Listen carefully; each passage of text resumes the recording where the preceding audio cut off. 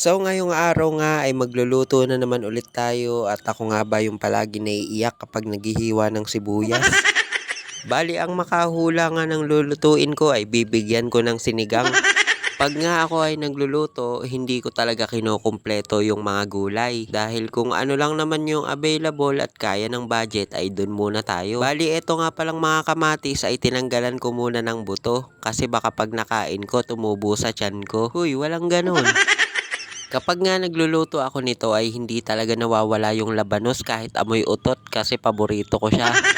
At ang karne nga pala na gagamitin natin ay manok. Sa sobrang taas din kasi ng bilihin kaya hindi natin kaya ang baboy ngayon. Bali ito nga at inoperahan ko muna para tanggalin yung mga buto. Tapos saka ko naman siya hihiwain ng bite size para madami-dami. Nang mahiwa ko na nga lahat ay nilagay ko muna sa isang lagayan. At pinagsama-sama ko na nga yung mga iba pang sangkap para sa lulutuin ko. Pagkatapos ay dinala ko na nga sa kusina. Baka kasi dalhin pa ng iba.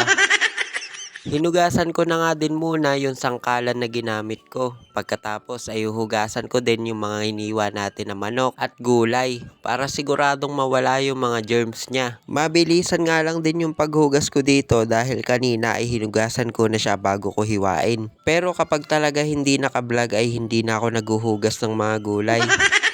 Uy, walang ganun. Nang matapos ko na nga malinisan ay agad ko na nga din binuksan yung kalan para makapagsimula ng magluto. Oras na din kasi to ng tanghalian kaya naman minamadali ko na din dahil gutom na rin ako. Mag-uumpisa na nga ako magluto pero naisip ko wala pa rin akong sandok dito kaya naman agad ko nang kinuha. At watcha! Nag-alakong po pa nga. Kung pumulutan, tiba-tiba. Uy, walang ganun.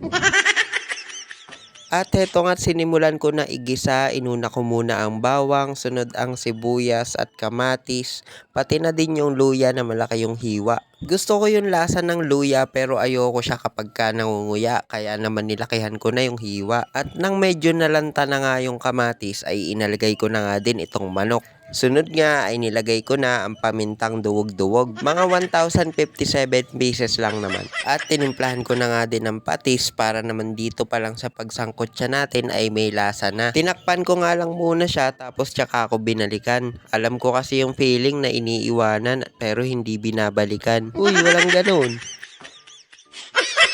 At nung kumulo na nga yung nilagay kong sabaw ay nilagay ko na din itong sinigang mix natin. Ito din kasi yung isa sa magpapaasim dito sa sinigang natin. Pagkatapos nga ay nilagay ko na din yung mga gulay-gulay. Sa mga magtatanong bakit wala pong sitaw o kangkong o talong, wag na po kayo maghanap kasi wala talaga. At habang hinihintay ko nga ulit na kumulo at tuluyan ng maluto ay umupo muna ako dito para manood sandali ng TV. Pagkatapos nga ay maya-maya lamang naamoy ko na yung sabaw at talagang kulong-kulo na siya. Malambot na din lahat. At nang naluto na nga ay dinala ko na dito sa lamesa nang makain na.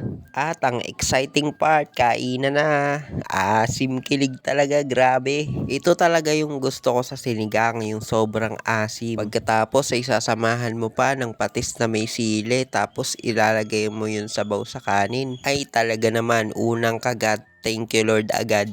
O paano? Hanggang dito na lang muna itong video natin na to at kakain muna ako. Yun lang guys. Thank you for watching.